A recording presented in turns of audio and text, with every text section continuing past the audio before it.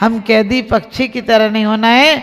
राजा ने एक संत से कहा कि हमारे यहाँ तोता है, उससे क्या कहना है? तो मुनिराज ने कहा, और तोते ने कहा था मेरे लिए कुछ पूछ के आना, और मुनिराज ने कुछ बोला तो है नहीं, उनने ऐसे गर्दन हिला दी कि कुछ नहीं कहना है, कुछ नहीं कहना। उसने कहा तेरे लिए तो कुछ भी नहीं कहा, उनने गर्दन हिला दी और तो कुछ नहीं कहा। तो कहते हैं कि वो तोता तो सुनते ही उसी पिंजरे में लुढ़क गया, और लुढ़क गया तो राजा ने कहा ये क्या हो गया इसको, तो मैंने अच्छी बात सुनाई थी कि तेरे को उपदेश नहीं दिया, और वो तो ऐसा हो गया सांस रोककर कि जैसे मर गया। राजा ने उसे बहुत हिलाया, नहीं हिला तो राजा ने बाहर बुलाया और अपने नौकरों से कहा कि अच्छे से वैद्य बुला के लाओ, इसको तो कुछ हो गया। और कहते हैं जैसे ही राजा ने बाहर निकाल कर रखा, वैद्यों के लिए आदेश ही दे रहा था, तब तक तो तोता फिर से उड़ गया। और राजा ने कहा ये क्या किया तूने, तू तो ऐसा हो रहा था, तू उड़ गया। कहने लगे मुनिराज ने मुझे यही कहा था कि कुछ नहीं बोलना, कुछ नहीं बोलना है, तू बोलेगा तो फंसेगा और नहीं बोलेगा तो बंधन मुक्त स्वच्छंद आकाश में जुड़ेगा। तो इसीलिए हम कैदी, हम नाली के कीड़े की तरह नहीं रहेंगे, हम कैदियों की तरह नहीं रहेंगे। कैदियों का देखो कहीं भी चले जाएं उन्हें शाम को ही लौटना पड़ता है। इसी प्रकार से जो संसारी प्राणी अपनी खूंटियों से बंधे हैं, उन खूंटियों से हटकर हम अपने प्रेम को, प्रेम ऊपर उठता है तो प्रार्थना बन जाता है, साधना बन जाता है, परमात्मा बन जाता है। और प्रेम सामान्य स्तर में रहे तो संसार में कामना बन जाता है, और प्रेम नीचे गिर जाए सामान्य स्तर से तो फिर विराधना बन जाता है, वासना बन जाता है।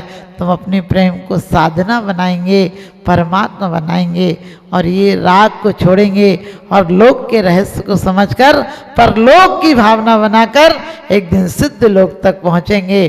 क्योंकि पंचम गति सुख मिले, शुभ शुभ का मैटो लेखा।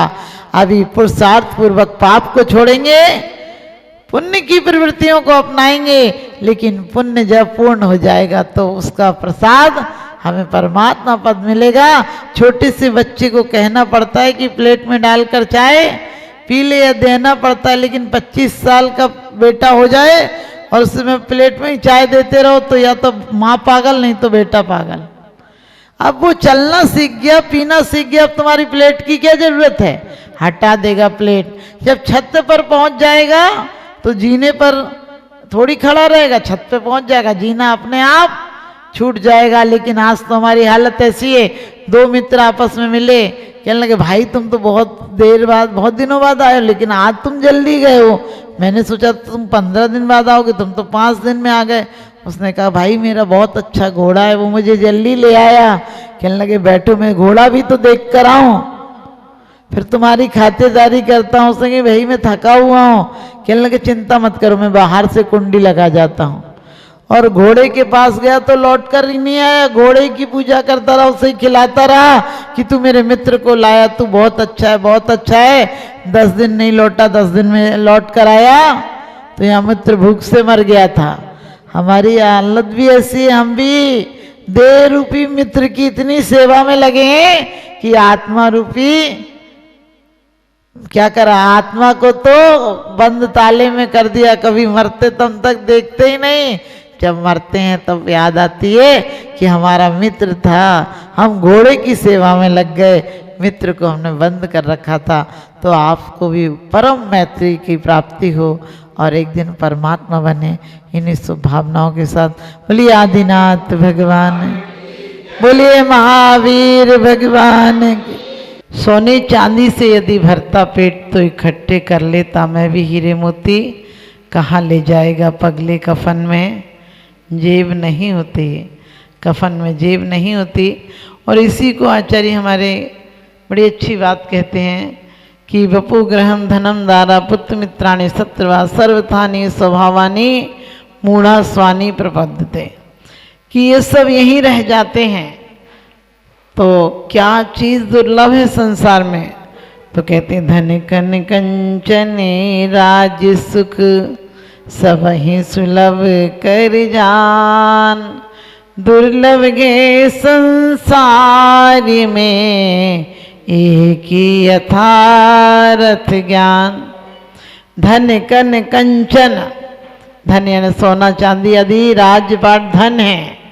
कन यानी अनाज के भंडार, बड़ी बड़ी जमीनें होना, पूरे राज्य पे 6 खंड का भी सत्ता का पाना। कंचन यानी सोने के भंडार होना, हीरों के खजाने होना।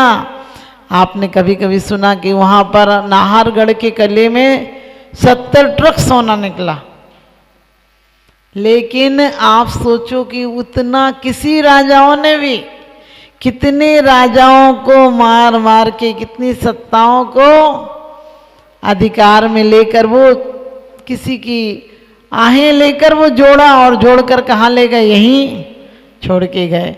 तो आचार्य कहते हैं कि धन कन कंचन राज सुख, राज सुख यानी बड़ी सी बड़ी विभूतियाँ 96 हजार रानियाँ थी, लेकिन कहते हैं ये भी कोई बड़ी बात नहीं है, मिल जाते हैं पुण्य के योग से।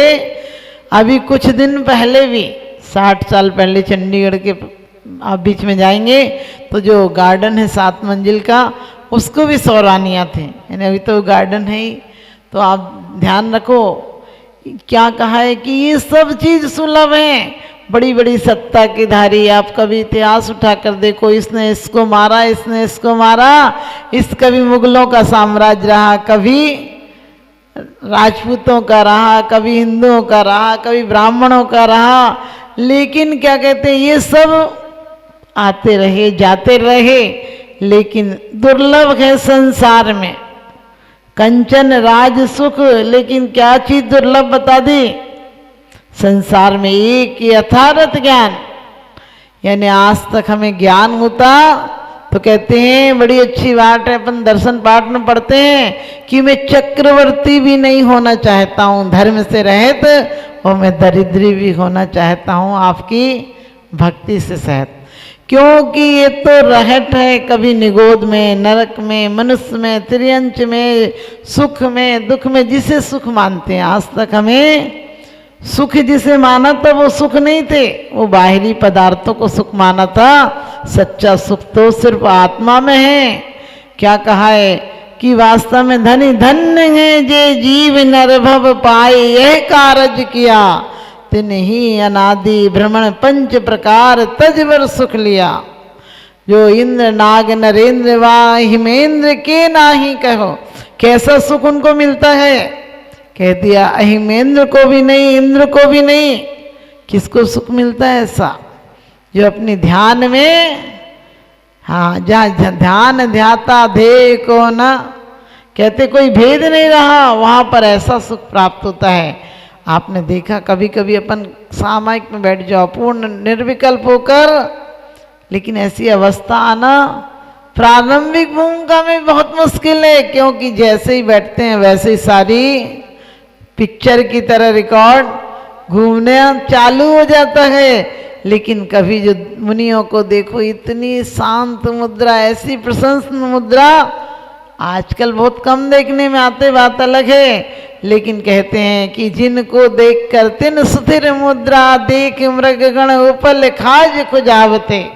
कह दिया कि वास्तव में ऐसी स्थिर मुद्रा, ऐसे लीन हो गए, सुकुशल हो, सुकमाल हो, और 500 मुनि हो, चाहे यशोधर मुनि हो, कितनी कितनी यातनाएं छेद कर दी चींटियों ने, लेकिन कहीं आत्मा में इतने लीन थे।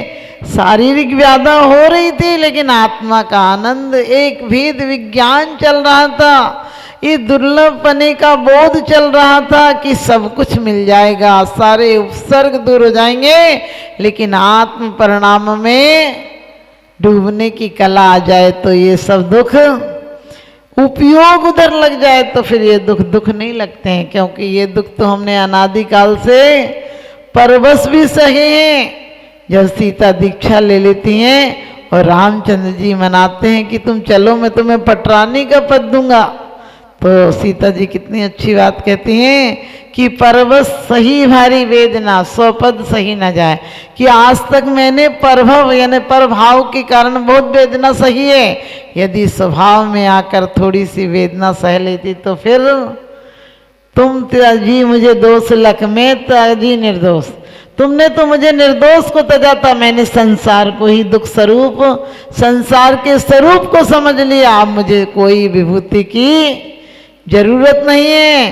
अनंतमती है पिताजी, चक्रवर्ती जैसा पिता, और लेकिन कहती है नहीं, देह तो नासवान है, आज नहीं होगी कल होगी। देह के पीछे मैं पागल नहीं होंगी, देह के पीछे अपनी आत्मा को नहीं खोना हमें। ऐसा भाव जिसके आ जाता है वो धन्य हो जाता है। तो क्या है, धन धन्य है जे जीव नर भव पाए, यह कारज किया। हम किसको धन्यवान मानते हैं, हम किसको पुण्यवान मानते हैं? आपने कभी देखा, वाह इसके भाग्य देखो क्या खुले हैं, इसका पुण्य तो छप्पर फाड़ के आ रहा है, इतने मकान, इतनी दुकानें, इतना धन, इतना वैभव, खूब पैसा है इसके यहाँ, तो कमी नहीं है। लेकिन पैसा होने के साथ साथ आत्मिक सुख है कि नहीं, उसे समय मिल रहा है कि नहीं खुद के लिए? यदि खुद के लिए नहीं समय मिल रहा है तो समझो जीवन में बहुत घाटे का सौदा करके जा रहा था। यहाँ कमाने थे हीरे और पत्थर कमा कर जा रहा है। हीरे की पहचान कब होगी? जब किसी जौहरी के पास बैठोगे, किसी तेली के पास बैठ जाओगे तो हीरे की पहचान कहाँ से होगी? हम मानसरोवर के हंस होने आए थे और यहाँ कौओं के बीच में बैठ गए, बाजों के बीच में बैठ गए, रागियों के बीच में बैठ गए और उन्हीं की बातें सुहाने लगी। एक बेटा था, सुनता ही नहीं था बाप की। एक दिन पिताजी ने कहा कि देख तू अब धंधा संभाला कर। उसने कहा धंधा भी क्या बड़ी बात है। तो उसके पिताजी ने कहा कि नहीं करेगा तो अपने जीवन में क्या करेगा? उसने कहा सब कर लूँगा। और अचानक पिताजी की बात नहीं मानी और सब व्यापार विनाश कर दिया और पिताजी मरे तो उसे बड़ी खुशी हुई। कहने लगे ये तो रोकते टोकते थे, अब तो आनंद लूँगा पूरे जीवन का।